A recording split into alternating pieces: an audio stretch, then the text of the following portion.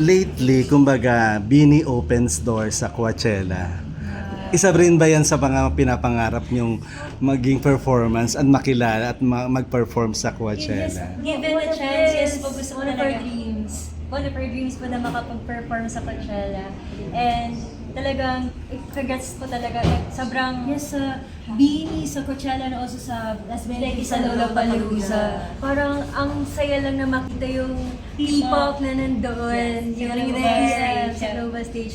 Pero kami po, siguro one step at a time. Yes. If given a chance, sana magkaroon kami ng concert sa Philippines, mag-release po ng mga ng music, and kapag nagkaroon na ng time na makapunta kami sa Coachella, sa Lollapalooza, and then the international stage, gusto namin pakita Ready yung na ready. ready. Yes, yes. Tapos, siguro. Ikaw man.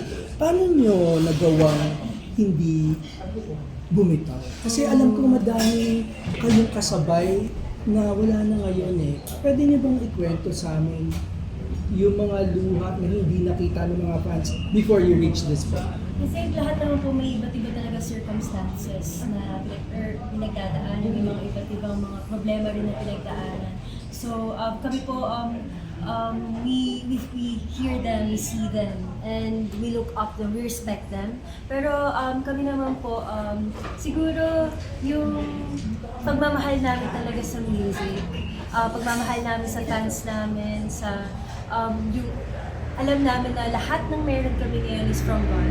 So, yun talaga yung sinasandalan namin na we know that may purpose kung bakit kami nandito, bakit kami lima magkakasama.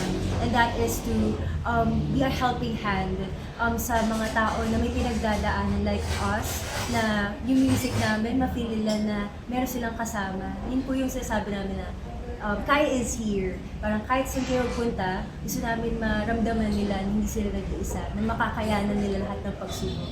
Yun, humingi na po talaga kami ng lakas ng loob sa isa't isa. Yung mga pinagdaanan namin, parang ngayon pa ba tayo susuko?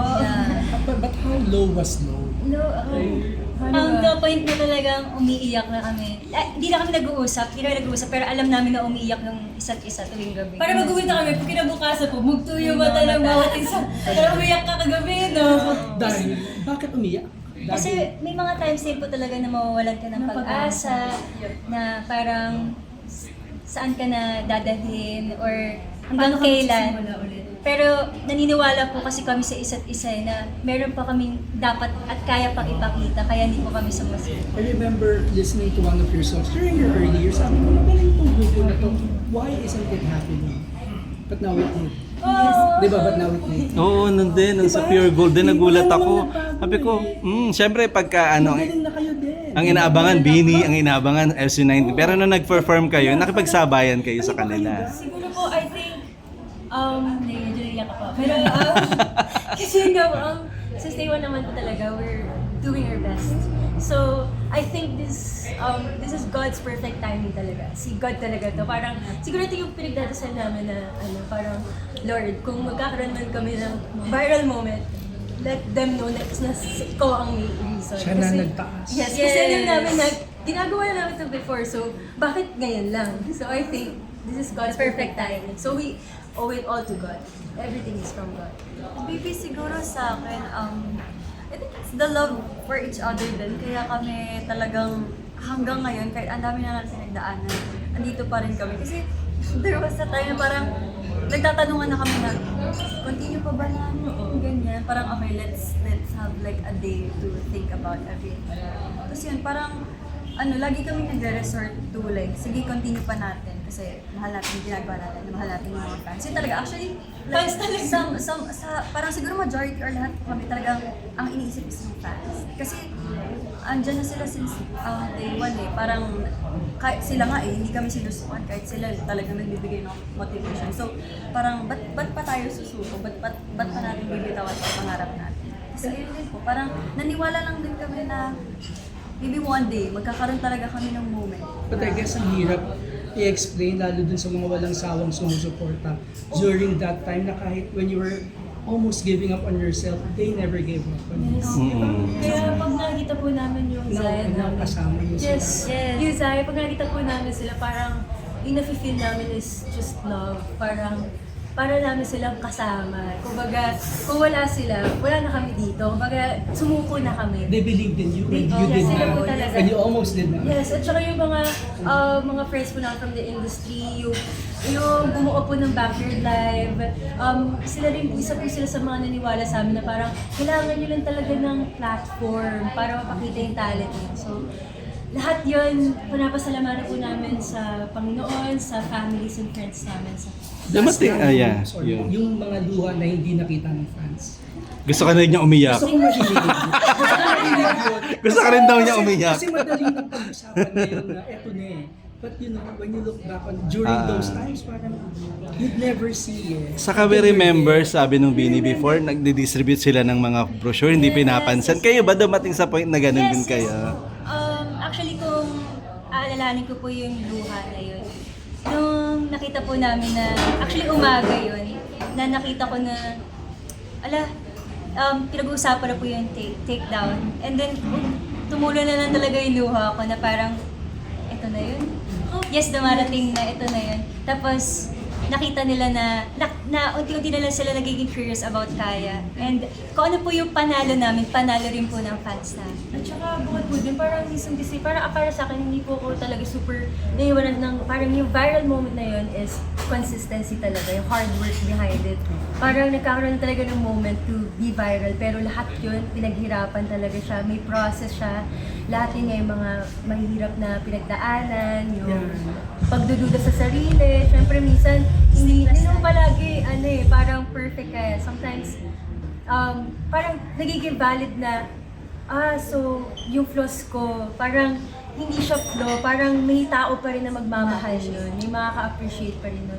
Kaya as much as possible, gusto namin maging authentic talaga, gusto namin ipakita yung authenticity namin sa group and individuality namin. I actually like the part na it took you 4 years kasi it can only be about hard work. Eh. Yes. It can only be about talent. Eh. Di ba? Opo. Yes. All in all ba, for the record, how many years na yung Kaya?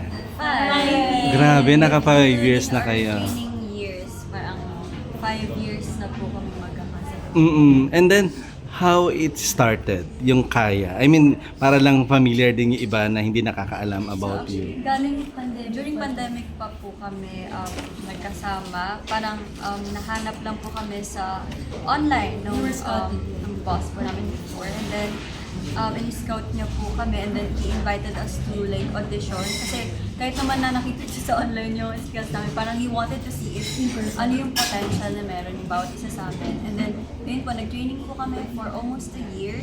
And then, nagkaroon po ng mga evaluations, may tanggalan din. Ranking, May ranking. Marami po kami. You audition. Yes po, from the auditions. And then parang nag-pick lang po sila ng mga girls na tutuloy for the training.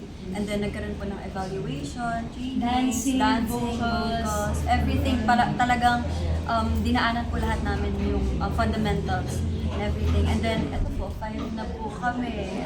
And why Kaya? Kaya, actually, yan din po yung tanong ko before. Parang syempre, yung Kaya, it was given to us na Kaya kayo, yun yung name ninyo. Pero habang tumatagal, parang gets ko na kung bakit Kaya. Parang lahat ng pagsubok, kinakaya. Lahat ng challenges or yung sinasabi nila na different genres, dadaanan namin, kakayanin namin. Makita na yung message talaga namin sa music namin is, you can. I can and you can. Kaya ng kaya. Kaya na why, ay, hindi ay. Tama, ay, hindi why. Parang gano'n. Last question. Galing ako. Oo. Anong aabangan natin sa Ayun, what's next to Kaya, kumbaga ngayon, last na. Focusing po sa preparation namin for our next song, single. It will be released next month. Yun po, totoo na po talaga to.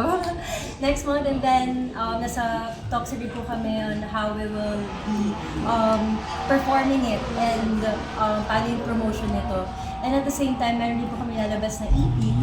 So, ito totoo na rin po For ito. the next month. Bakit totoo? Parang hindi dati. Kasi ang dami po talagang delay. Again, yun po yung nabanggit po kanina, Na di ba? Yung mga challenges, yun po Kasama po talaga. yun sa Kasama po yun sa challenge na parang everyone's waiting for the EP, the album, asa na. And then, ang dami po, let's say delays, but then, again, naniniwala nga po kami na ito po yung perfect timing for that. So, ayun po, sana po, Finally. abangan niyo po yung i-release namin na single next month and EP. Wala pang name yun? Wala pang title? Meron, actually, Hindi muna. Perform po namin siya as unreleased song during the Backyard Live gig. So, some of the fans, alam na po nila kung ano po yung tunog ng song na yun. But then, syempre may Baka nakalimutan na nila. Yeah, baka nakalimutan na. And may difference pa rin naman po from the live performance and dun sa studio version. Mas busog.